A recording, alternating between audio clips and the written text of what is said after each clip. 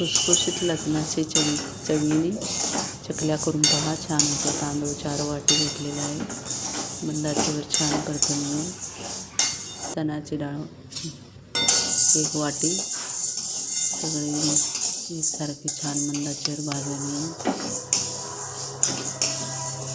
उडीद डाळ 1 वाटी, पोहे 1 वाटी आणि धने जिरेचे ते पण मंद आचेवर छान परतून घेऊन ते शाबू आणि हळकुंड बारीक चिरून घेतलेले, फुटाण्याची डाळ 1 वाटी असं सर्व मिश्रण 1 किलोचे सगळं भाजून छान थोडा वेळ गार झाल्यानंतर दळून आणून छान पीठ तयार करतं. आणि ही लसणाची 10-12 पाकळी बारीक पेस्ट करून मिक्सरला तेलामध्ये पाणी फक्त त्याचं मिश्रण घालून घ्यायचं आहे. मिश्रण छान तयार झाल्यानंतर लसणाची चव छान येते चकलीमध्ये.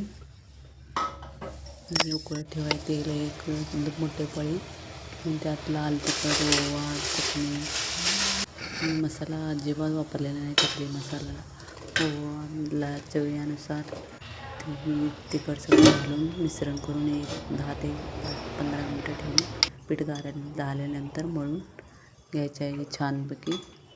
आणि छाचीला तेल लावून व्यवस्थित म्हणजे पीठ चिकटणार नाही आणि पुढे सरकेल छान. आणि भरून चकली छान काटेदार तयार होते.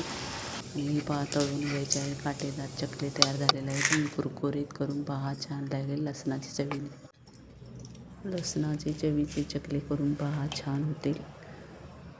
लसूण वाटल्यामुळे त्याला टेस्ट वेगळी येते आणि छान लागते खाताना पण. करून पहा. छान. Thank you for watching the video.